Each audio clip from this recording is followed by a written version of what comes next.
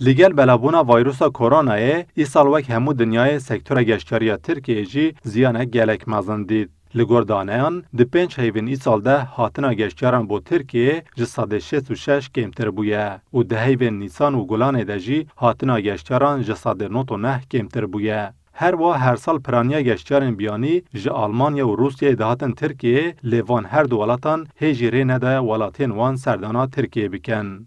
تراگاندن لگل سدمن سیاسی و آبوری گمان وان ولاتان لسر دانین کرونایی ین ترکیه هنه. لاماجی وان ولاتان اف بریاردایه. جبر نهاتنا گشتیاران جی ایدی لباجر گشتیاری ترکیه استانبول پرانیا و تلان گرتیمانه و ین وکری جی هما بیجین هیچ کار ناکن. Müşteri veya turist yok, zaten turizme yönelik çalışan bir otelleriz. Otel ama prani girtiye. Ez de bedere nöbedari otel etkim. Jwa hiç geçtiya ro müşteri ninin. Ev neziki 4 heyvin otel ama vişkli girtiye. Hatta korona kemne be, rojame başna be. Tu heviyen me jibo isal ninin. Emli benda sala bene. Beri kapalıyız. Mart'ın 20'sinden beri kapalıyız.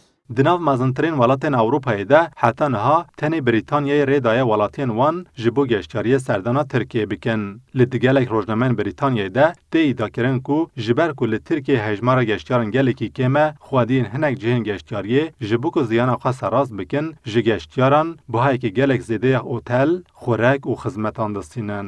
لهمبر وی که خوادین هنک اوتلانجی دلگریانیا خاطینن زمان و راد گهینن جبر کرونای جخوا راوشان گلکی خرابه و اگر کسین کار گشتیاری دکن کریارن وها بکن ده herkes ziyana ke mazantar bebinin. Tamamen bozulabilir de, yani bırakabiliriz de. Niha rojane yek yan du jurên me tije dibin. Ev jî piranî welatiyên Tirkiyê ji ber kêmaniya geştiyaran mehane em nêzî sihû 5,000 lîreyan xisarê dikin. Hêvîdarim tu kes bo ku xisara xwe kêm bike ji geştiyaran bihayê zêde nestîne yan na dê rewşa me hê xirabtir bibe. Yok. Bir aydır bir oda gelmiş.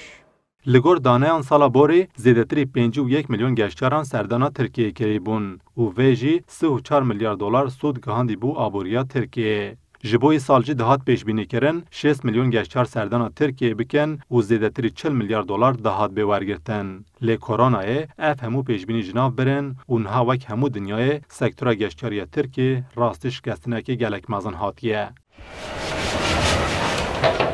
Diyar Bayram, Kurdistan 24, İstanbul.